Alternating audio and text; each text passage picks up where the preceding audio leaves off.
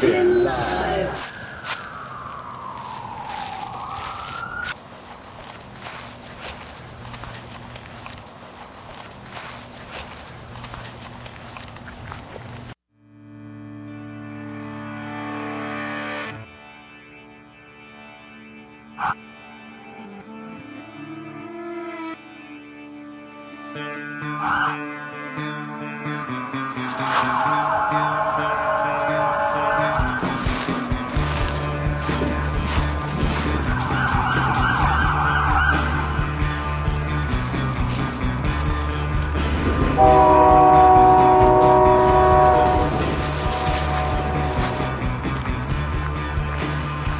As you can see, the parking lot is pretty much empty.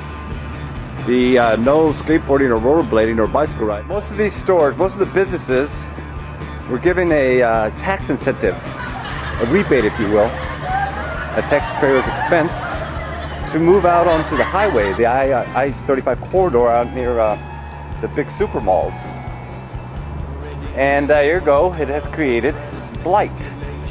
Well, earlier you were privy to some footage of Springtown Mall. Created Blight, which a lot of people consider to be contrived blight or controlled blight. Here you have a little bit of historic blight. Now it's my understanding this is probably San Marcos' first jail, and it's been sitting here for decades. Slowly but surely crumbling down to the ground. All the wooden infrastructure is gone. About what's only left is the stone edifice. But there you have it, folks. Historic Blight to go along with our Nouveau Contrite Blight over at Springtown. And if you'll come with me, I'll show you some just plain old blighted buildings. Now here we have a blighted house. Not sure that this is necessarily a home associated with Mr. Eddie Durham. It is the future home of the Eddie Durham Museum. And for those folks not acquainted with Mr. Durham, he is credited with inventing the electric guitar, as well as being an incredible musician. We have the future home of Dora Lee Brady Community Center. It's an old church that supposedly is going to be rebuilt into a community center. Now this building has been sitting here forever, and the plan for it as a community center has been in the works for almost as long. This building is unsafe, and its use or occupancy has been prohibited by the code official of the city of San Marcos, Texas. And there's a name scribbled and a date. What is that date? That looks like December 1989. Well, there you go. More evidence of blight and the lack of concern, obviously, by our city leaders. See, right through the roof here. I mean, just look at that.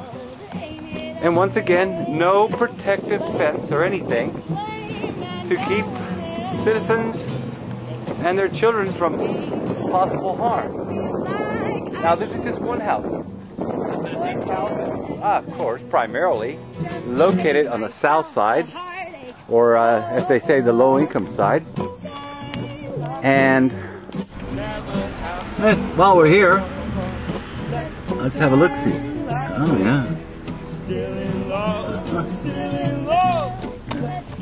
Coat of arms there. Is that a? It just goes on. You wouldn't see this any other part of town, the more affluent part of town. Obviously, has something to do with property appraisal values.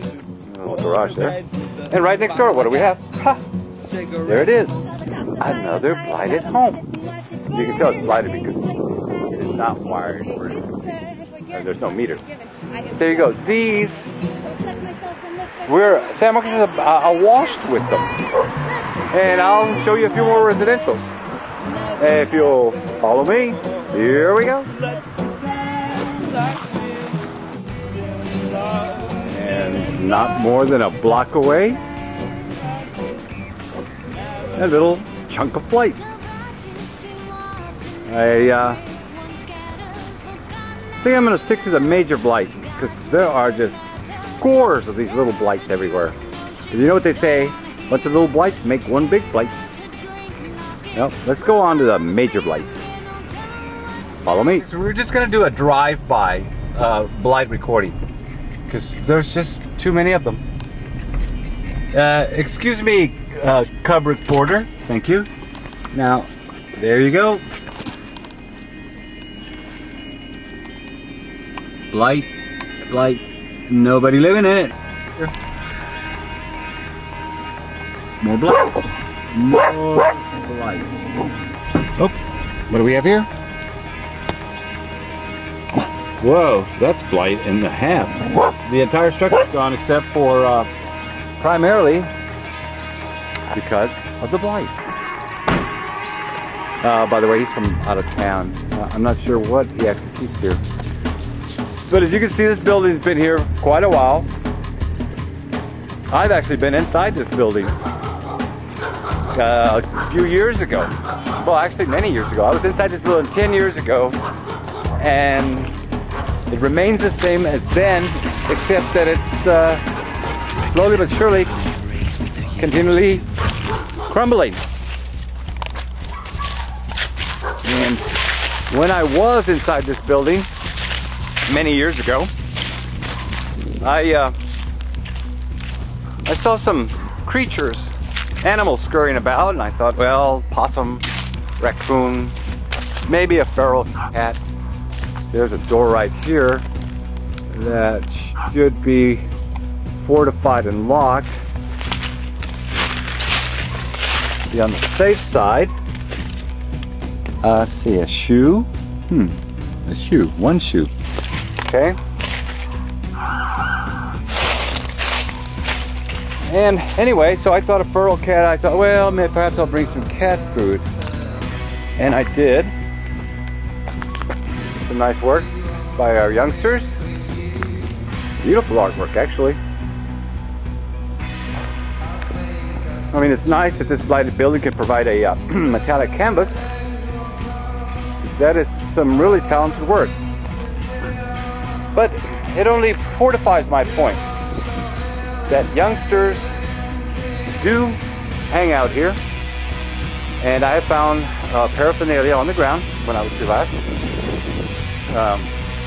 And a couple of old mattresses and just, you know, things you wouldn't associate with a commercial building. But anyway, so I went and got some cat food and came back to feed the poor little feral cats, only to come to the stark realization that these feral cats were actually humongous rats. Well, I called the city. Suppose they came out and investigated. They didn't see any rats, and that was the end of that story. But this is just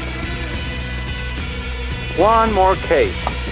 Once again, if this building was not located in a low medium income neighborhood, and of course also the ethno part of the ethnicity, environmental racism, I guess they call it.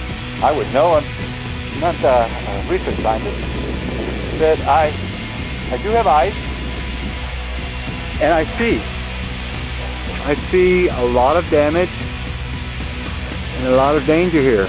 Much think you know now where you want to snap a photograph or do a vid or some blight, and you know where to go to find it. You will not find it here. This is Daniel Scales for San Marcos News Live.